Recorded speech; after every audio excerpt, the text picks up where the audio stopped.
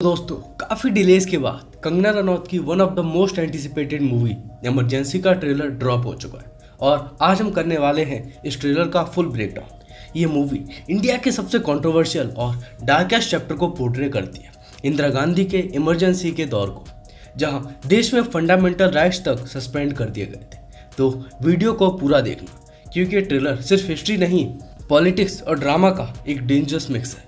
Trailer के opening shot से ही आपको पता चल जाता है कि ये एक सीरियस बायोपिक होने वाली है। कंगना एज इंदिरा गांधी की पावरफुल एंट्री हमें 1966 की याद दिलाती है, जब उन्होंने पहली बार पीएम का पद संभाला था, पंडित जवाहरलाल नेहरू की डेथ के बाद। ट्रेलर में ये क्लियर होता है कि स्टोरी इंदिरा के प्राइम मिनिस्टर बनने के सफ़र से लेकर 1971 के वॉर विद पाकिस्तान और फाइनली इमरजेंसी तक के इवेंट्स को कवर करेगी। पर यह ट्रेलर इंदिरा गांधी को किसी हीरो की तरह नहीं, बल्कि एक ट्रेजेडी के सेंट्रल कैरेक्टर की तरह दिखाता है। कंगना ने इस कैरेक्टर को एक ऑटोक्रेट की तरह पोर्ट्रे किया है, जो पावर के लिए कुछ भी कर सकती। ट्रेलर में हम देखते हैं कैसे इंदिरा गांधी अपने पॉलिटिकल अपोनेंट्स को दिखाती हैं कि वो कोई गूंगी गुड़िया नहीं है। वो ट्रेलर में ये भी बोलती हैं, मैं ही कैबिनेट हूँ, जो क्लियरली दिखाता है कि वो पावर के लिए कितनी डिटरमिन्ड थी। कंगना ने अपने डायलॉग्स में उस इंटेंसिटी और अथॉरिटी को चैनल किया है जो इंदिरा गांधी की इमेज से जोड़ी जाती है। लेकिन जब वो अपने इमोशंस को दिखाते हुए कहती हैं, नफरत और मिला ही क्या है मुझे इस देश से, तो एक मोमेंट के लिए आप उस कैरेक्टर से कनेक्ट करने लगते हो। क्या इस मूवी में इंदिरा गांधी को एक कॉम्प्लेक्स कैरेक्टर के रूप में दिखाया जाएगा? ये देखना इंटरेस्टिंग होगा। और गाइस, ये मूवी सिर्फ इंदिरा गांधी तक ही लिमिटेड नहीं है। ट्रेलर में हमें उनके बेटे संजय गांधी की भी ग्लिम्स मिलती है, जिसे विशक नायर ने पोर्ट्रे किया है। संजय गांधी को ट्रेलर में इंदिरा की लाइफ का एक बड़ा विलन दिखाया गया है, जो मूवी के नैरेटिव को और भी इंट्रिगिंग बनाता है। क्या ये मूवी संजय गांधी को उस अंधेरे रोशनी में दिखाएगी जो अब तक हिस्ट्री के पन्नों में छुपी हुई थी? इस ट्रेलर की one of the main highlight है इसकी पावरफुल कास्ट।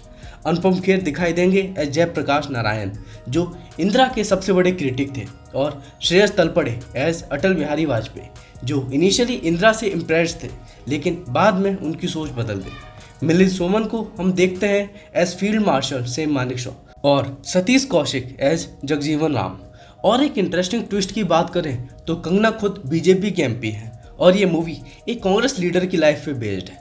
तो ये देखना होगा कि ऑडियंस इस पे कैसे रिएक्ट करती है जब एक बीजेपी एमपी इंदिरा गांधी को एक ऑटोक्रेट की तरह पोर्ट्रे करती है। कंगना ने खुद कहा है कि उन्होंने इस मूवी में सच्चाई दिखाने की कोशिश की है और हिस्ट्री के लोग इसे अप्रिशिएट करेंगे, लेकिन ये सच है या बायस, ये देखना अभी बाकी है। ट्रेलर हमें डायरेक्टली इमरजेंसी के दौरान ले जाता है, जून 25, 1975 से मार्च 21, 1977 तक, जब सिविल लिबर्टी सस्पेंड कर दी गई थी, मास अरेस्ट हुए थे, प्रेस फ्रीडम खत्म हो गई थी और इलेक्शंस भी कैंसिल कर दिए गए थे। ये वो वक्त था जब इंदिरा गांधी ने स्पेशल कॉन्स्टिट्यूशनल प्रोविजंस का यूज़ करके अपनी पावर को एक्सटेंड किया था। ट्रेलर ये भी हिंट करता है कि ये मूवी इंदिरा के असैसिनेशन तक की कहानी दिखाएगी, लेकिन ये सिर्फ कहानी नहीं है, बल्कि एक पॉलिटिकल स्टेटमेंट भी है जो हमारे समाज के ऊपर सवाल उठाता है। ये मूवी 6 सितंबर को रिलीज़ हो रही है और कंगना के फैंस इसका बेसब्री से इंतज़ार कर रहे हैं। लेकिन ये मूवी सिर्फ उनके लिए नहीं जो हिस्ट्री या पॉलिटिक्स में इंटरेस्ट रखते हैं, बल्कि उन सबके लिए भी है जो एक कॉम्प्लेक्स और कंट्रोवर्शियल कैरेक्टर को एक्सप्लोर करना चाहते हैं। अब इस मूवी में कंगना फैक्ट्स दिखाएंगे या सच को तोड़ा मरोड़ा जाएगा, वो तो मूवी देखने के बाद ही पता चलेगा। तो आपको क्या लगता है, कंगना का ये बोल्ड मूव हिट होगा या सिर्फ एक और कंट्रोवर्सी क्रिएट करेगा? कमेंट्स में अपने थॉट्स ज़रूर बताएं। अगर वीडियो पसंद आया हो तो वीडियो को लाइक, शेयर और चैनल को सब्सक्राइब करना बिल्कुल भी ना भूलें। मिलते हैं अगले वीडियो में कुछ डिफरेंट कंटेंट के साथ। Till then, be safe, be happy and thanks for watching.